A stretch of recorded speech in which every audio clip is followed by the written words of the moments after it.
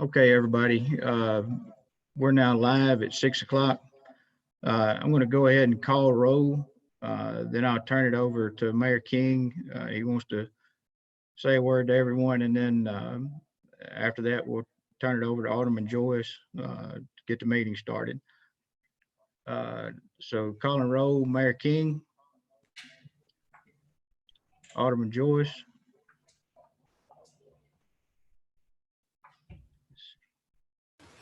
Alderman Joyce. Can you hear me, Marion? I can hear you, but I think I was on mute. Okay, I got you. Okay. Isaac Zimmerly, Yes. Stacy Booker, Here. Jason Gent. Here. All right, we do have a quorum, everybody present. Now I'm going to turn it over to Mayor King to say a word. Wait, hang on just a second.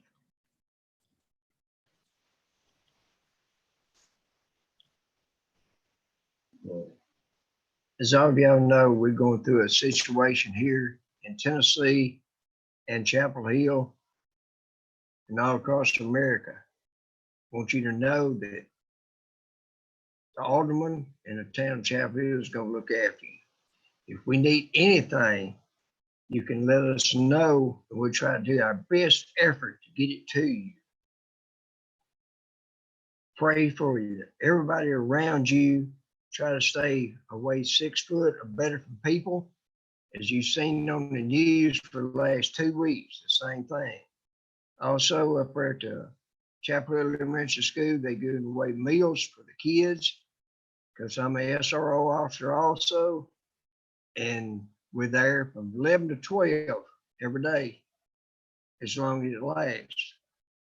If you need it, come and get it. That's where we're going to do it. And the people going to the grocery stores, one thing I beg you, don't hoard. There's people behind you that need it. If you're hoarding it, don't get it. But if you need it, get it. But think of the people behind you. And may God bless everybody in the town of Chapel Hill and across Tennessee and the United States of America. Thank you. Oh, we will. Oh, I'm muted. Go ahead. We'll move on to the approval of the minutes. You have the minutes that was sent to you. Does anyone make a motion to approve the minutes from the last meeting? I make a motion to approve the minutes. I have a motion. Do I have a second? I'll second it. I have a motion and a second. I believe we need to call the roll for this. Mark, could you call the roll?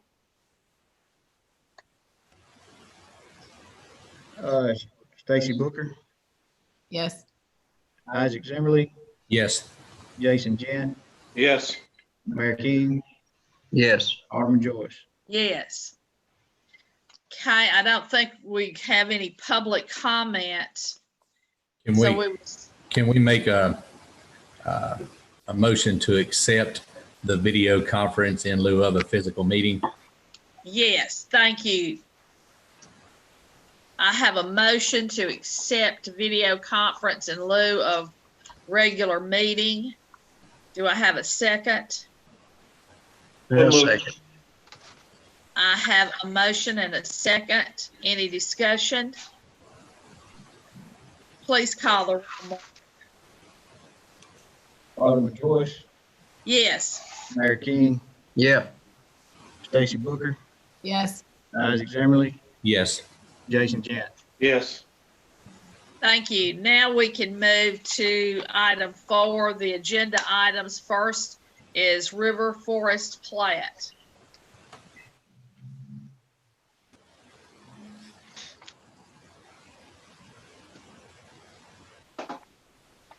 Do we have someone to speak for this? We do. I think we have both Doug and Kevin with us. Yes.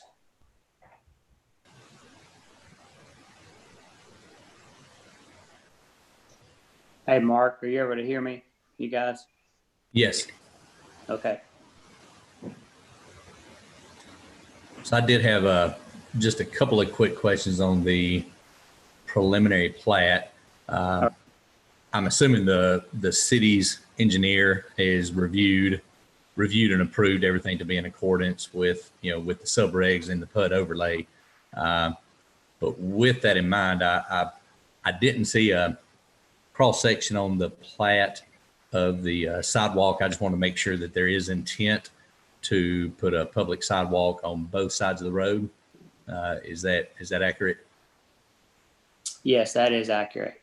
Okay. And on a final plat, that would of course need to be noted on the final. And Okay. this, I believe, is our first actual plan unit development. And, there's been other ones discussed. This is the first actual PUD that has open space that has come before us. And I know at the other subdivision, when it was possibly going to be a PUD and then it was changed to just a straight R3 zone, there was, discussion about the common areas and open areas. I'm assuming the HOA will own all of the common area and open space as non-buildable parcels of property. And is the city going to require any type of a maintenance bond of any kind to ensure that the homeowner association is actually set up and properly maintains the open space, so that it doesn't get grown up and forgot about, after the developer is gone? Well, I can answer to the part specifically that the HOA will be presented and approved by the town.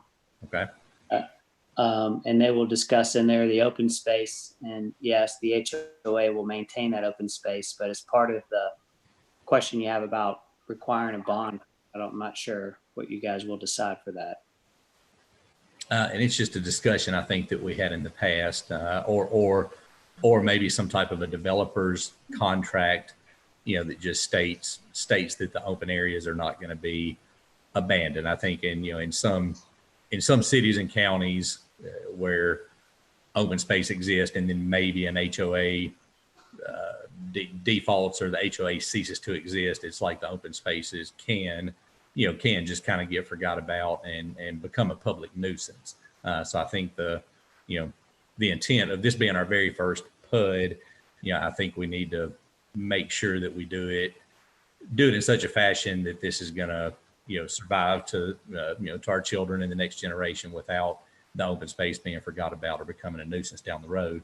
And I don't know if Todd still on here. If he is, I think Todd helped us with these questions before. We did have a couple of PUDs come before us as concept plans. This, I believe, is the very first one that's come before us for actual preliminary plat approval. And I know we had some of these discussions before. Is Todd online so he can answer some of these questions? Yeah, I'm here. Of course, we haven't seen the actual covenants or other HOA documents yet, but we can take a look at those when they're submitted and make sure that, it requires the HOA to maintain the HOA. And if the HOA ceases to exist, then the property owners are required to maintain that open space. And if the town, you can go into as much detail as you want, but generally, as long as the language in there is clear that the ownership would go with the HOA and then the property owners, then the town could enforce any failure to maintain that property against both the HOA and the property owners. I don't know that we would want to, unless there's going to be some specific landscaping or other quote unquote improvements done within the open space. Well, I Like assume there's I not assume there would be detention or I think there would be a mail kiosk, and it looks like there's a landscape island at the entrance. I assume the HOA would take care of both of those. Is the mail kiosk going to be located in one of these open areas, Doug? That's what we've learned, and that's primarily what the town and the U.S. Postal Service want us to do, was locate that somewhere for sure. Okay. Yeah, and that's kind of a new one, but I think certainly the town would be reasonable if they wanted to require some sort of a bond for the construction of the, or at least make it conditioned upon the construction of the kiosk in compliance with what the post office is requiring. But again, I don't know that we need to impose a maintenance bond unless there's just something specific in terms of drainage or detention that if it's just open space, I think probably we would be comfortable just having that connection to the HOA and the property owners. Okay, and could, Doug, could that connection be made by, are you going to record CCRs, covenants and restrictions on the property? And if so, could you reference that in the CCRs to tie the responsibility of the open space to all the lot owners, you know, in the event that the HOA ever ceased to exist? And I don't know that you would actually say it like that, but some way in the restrictions to make sure that the you know, everybody's deed will reference their restrictions, and the restrictions could have language tying the property owners to having responsibility jointly, severally and jointly for the open space. Yeah, I understand the request for sure. And when we get to that part of the CCRs as it's written, we'll make sure to incorporate some of that language and submit it. And then you guys review it, and Todd, you review it. And if you need to make a modification to it, we certainly can.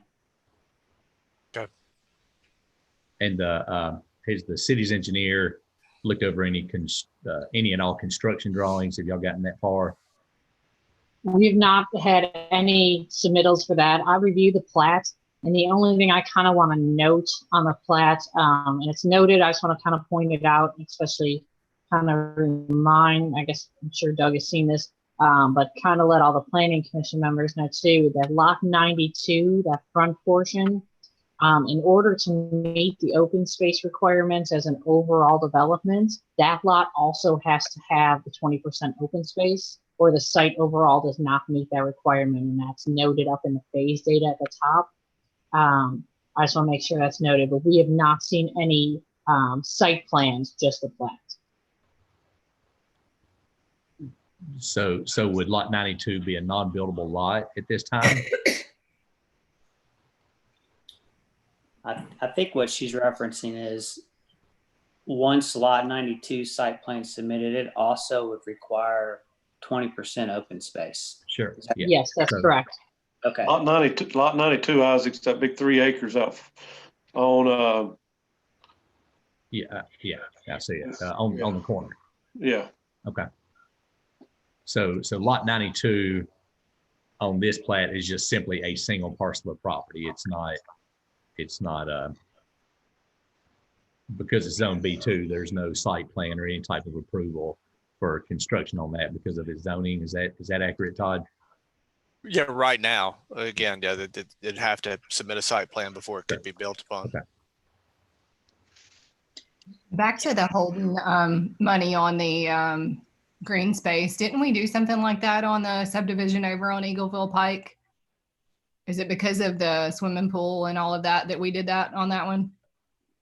That's the one that I think we discussed it, but I don't know that we actually required any type of a performance bond or maintenance, if you will, a maintenance bond. I know we discussed that with them for the drainage. It was for the retention pond and also, for the clubhouse and all that, but when it came down to it, I don't know that we actually required that. Do you remember, Mark? Thought we did. We did. I don't remember that right off the top of my head, Isaac. Yeah, I do remember it was discussed, and we discussed it in two.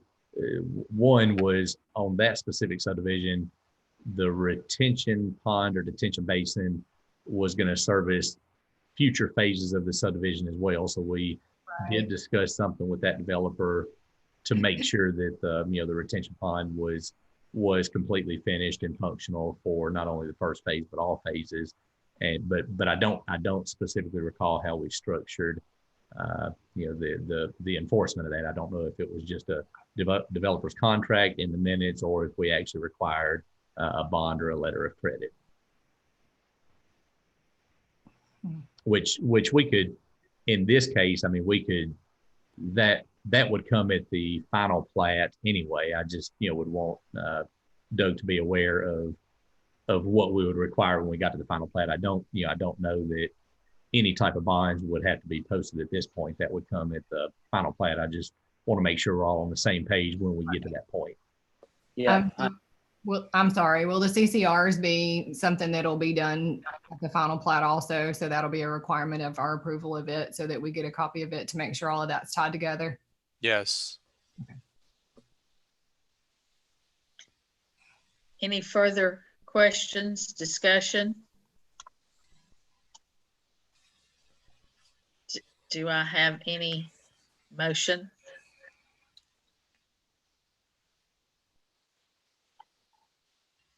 Can you hear me? Yes, I'd make a motion. We approve the preliminary plat as drawn with the items that we've discussed, plus anything else that the engineer has. Before final plat approval, we would need to make sure that the sidewalks, any bond or letter of credit requirements, or simply just a developer's contract for the open spaces be addressed, as well as something that's in the CCRs or a notation on the plat tying all the property owners to the responsibility of the open space. Because it's my understanding with the PUDs we've discussed in the past that the city would not take ownership and assume responsibility for the open space.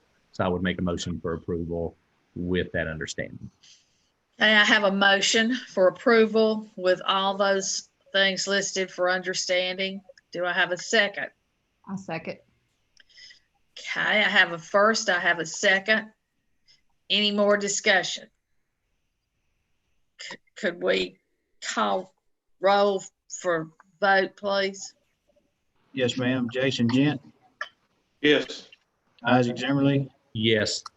Stacy Booker, Yes. Mayor King, Yes. Alderman Joyce.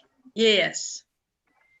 Okay, we can move on to since that carries, we'll move on to the next item on the agenda, which is Spring Creek Farm plat.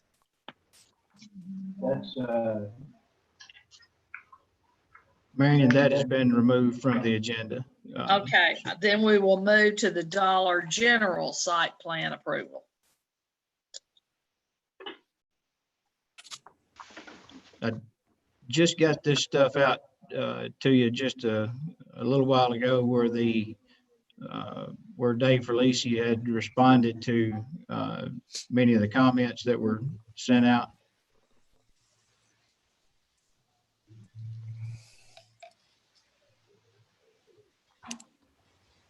I did glance over the responses. Are all the responses satisfactory to the city's engineer or planner? The biggest item that remains is the parking requirements. And I don't know if Mark has spoken with the developer on that yet, and what was approved previously, but that is the only item that I see that still has to be discussed. Everything else has either been corrected or they'll comply with the proper submittals. I've also reviewed not only the site plans, but the drainage calculations for this project and have approved those also. Are you saying it doesn't have enough parking on the original plat? Well, if per your regulations, it does not meet the zoning requirements. But again, I don't know if there was something that was previously approved. And Mark seemed to also have that concern. And I don't know what has been discussed since that point that I've expressed my concerns. So does it have to go back and get rezoned before moving ahead, Mark? I think that there may be multiple options on how to move forward. Todd, do you mind weighing in on this? No, I'm glad to. Again, I couldn't find anything with respect to the prior Dollar General approval, but my assumption is that some sort of variance was granted at that time to allow it to be built with less than the required number of parking spaces. But it looks like, Mark, correct me if I'm wrong, it looks like that this would require 46 maybe parking spaces under the current ordinance, and they're proposing 35. But I think Mark has looked at it with a planner and might make a recommendation that those requirements could be changed. And maybe that whole section of the zoning ordinance could be amended to make more reasonable numbers of parking spaces required for certain types of uses. But so I think the choices are either for them to seek a variance or a special exception to get the reduced number of parking spaces as they've requested. That would need to go through the Board of Zoning Appeals.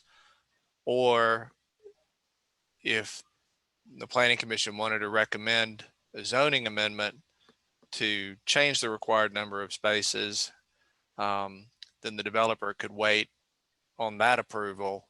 And would that have to go to the BOMA? It would. Okay. Would Mark, do you know if the property owner or the applicant, this plat, would they accept or would they entertain an approval of the site plan conditioned upon either coming back before us for a variance and or the zoning change?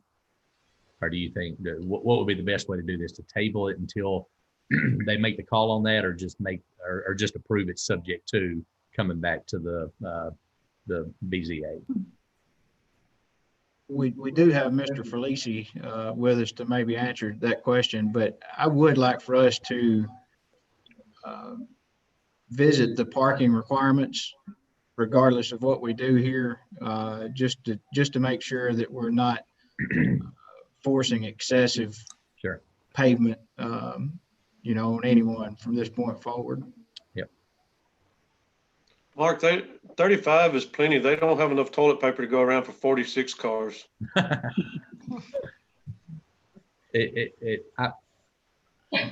just kidding. Move forward. Would I see on the plat where they have both to the north and the east, they have included cross connectivity into the adjoining properties going both ways. Mark, can you show a copy of the plat on the screen, please? Yeah, could that future connectivity serve as overflow parking until such time that it's needed, or does that need to stay as shown with the connectivity into the adjoining properties? And that would be to the east right there and to the north. So what were you asking, Isaac?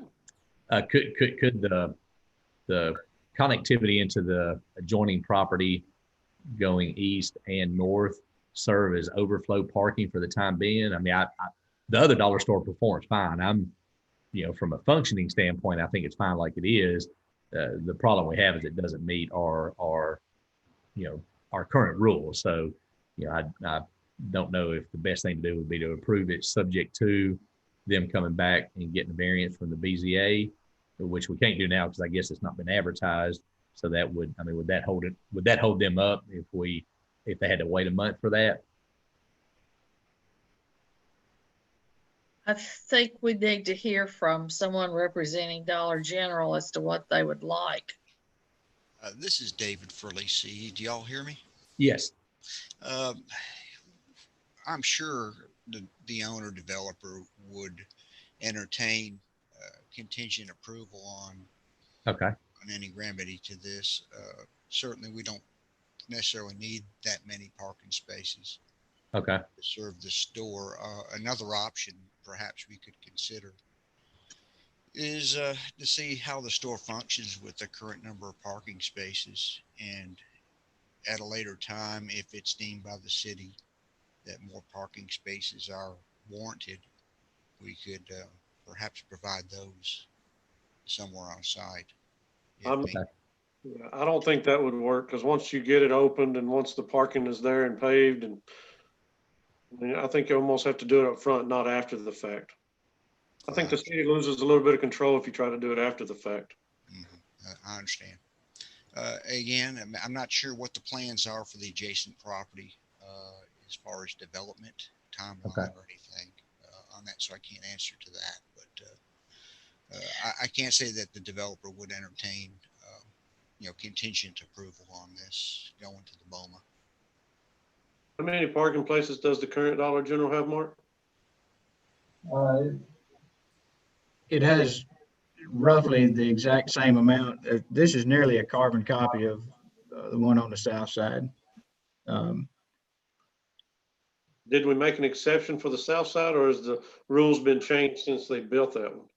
No, I'm not sure how we did it on the south side. That was in 2014. If I could interject, We've talked to everyone to see if anybody can remember specifically what happened, but no one remembers specifically if we approved a variance or did it in some other way.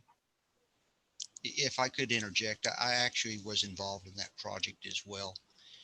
And I don't believe you were there yet, Mark, at that time. But the previous administrator down there, he had approved it through the planning commission somehow. I guess it was an exception at that time that they took it to grant us under that meeting. We didn't have a city planner at that time, did we? I think it was the city administrator. Yeah. Is it possible it was oversight?